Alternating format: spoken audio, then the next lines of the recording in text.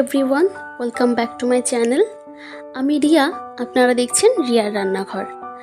আজ বানিয়েছি অসাধারণ একটা চিকেনের রেসিপি।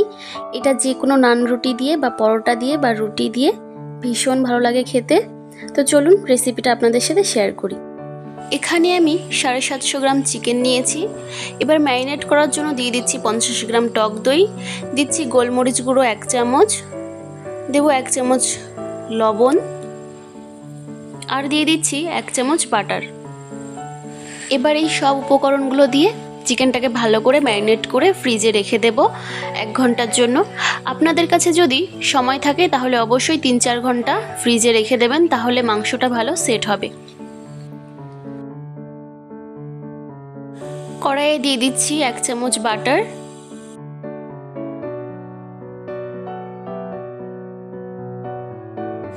দই চিকেনের জন্য মশলাটাকে আগে একটু ফ্রাই করব, তারপরে পেস্ট করব। তার জন্য নিয়ে নিয়েছি টমেটো, আদা, রসুন, পেঁয়াজ। এই আদা রসুন পেঁয়াজের পরিমাণটা নির্ভর করছে মাংসের পরিমাণের উপর।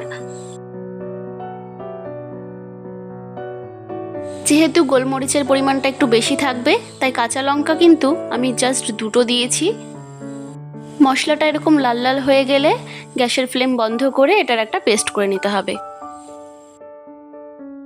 গুঁড়ো মশলাটাকে সরাসরি না দিয়ে এরকম একটু গরম জলে ভিজিয়ে রাখবো, এতে করে মশলাটা পুড়ে যাওয়ার সম্ভাবনা থাকবে না। একটা বাটিতে 2 চামচ ধনিয়া গুঁড়ো, 2 চামচ জিরা গুঁড়ো আর 1 চামচ গরম মশলার গুঁড়ো দিয়ে গরম জলে ভিজিয়ে রাখবো।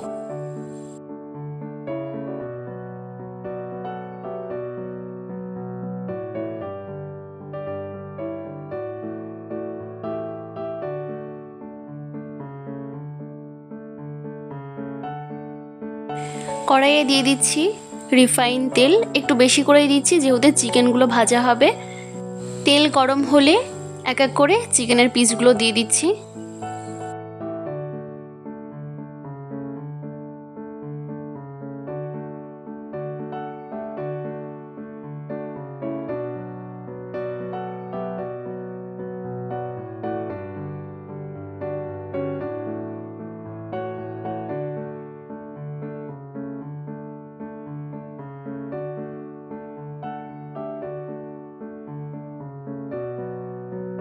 চিকেনগুলোকে একটু লাল লাল করে এইভাবে ভেজে নিলাম, এবার তুলে নিচ্ছি।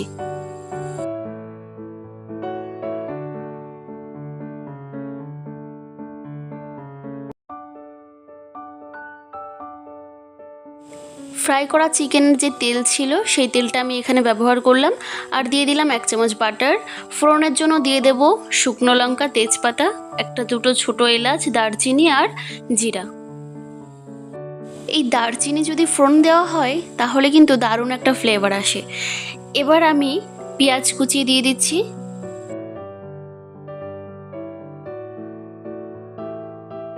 পেঁয়াজগুলোকে একটা বাদামি কালার আসা পর্যন্ত ভালো করে ভেজে নেব। সামান্য একটু লবণ দিয়ে দিচ্ছি, এতে করে তাড়াতাড়ি ভাজা হবে। এবার পেস্ট করে রাখা মশলাটা দিয়ে দিচ্ছি।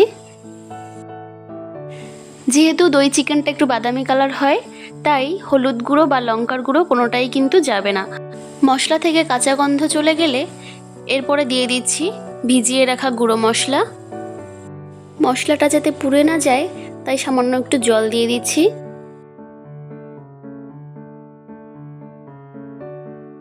গ্যাসের ফ্লেম লো করে দিয়ে ফেটিয়ে রাখা টক দই দিয়ে দিচ্ছি।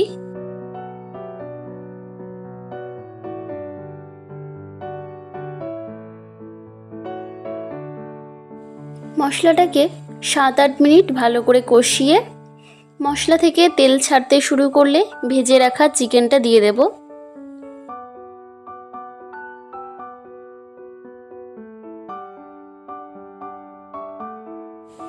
আবারও মিনিট 5 হাই ফ্লেমে মশলার সাথে মাংসটাকে ভালো করে কষিয়ে নেব। মাংস কষানো হয়ে গেছে, এবার উষ্ণ গরম জল দিয়ে দিচ্ছি। জলের পরিমাণটা একটু কম দিতে হবে, কারণ দই চিকেনটা একটু গা মাখা হয়।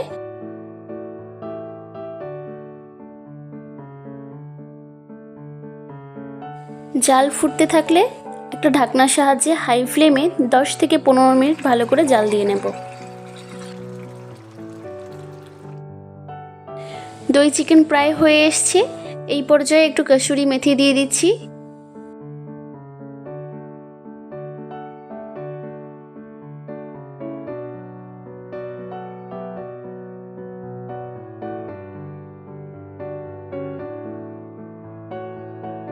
বাস দই চিকেন রেডি। এবার গ্যাসের ফ্লেম বন্ধ করে আলাদা একটা পাত্রে তুলে নিচ্ছি। ভিডিওটি ভালো লাগলে লাইক কমেন্ট শেয়ার করবেন। আমার চ্যানেলে নতুন হলে সাবস্ক্রাইব করবেন। আর আপনারা কে কোথা থেকে দেখছেন অবশ্যই আমাকে কমেন্টে জানাবেন।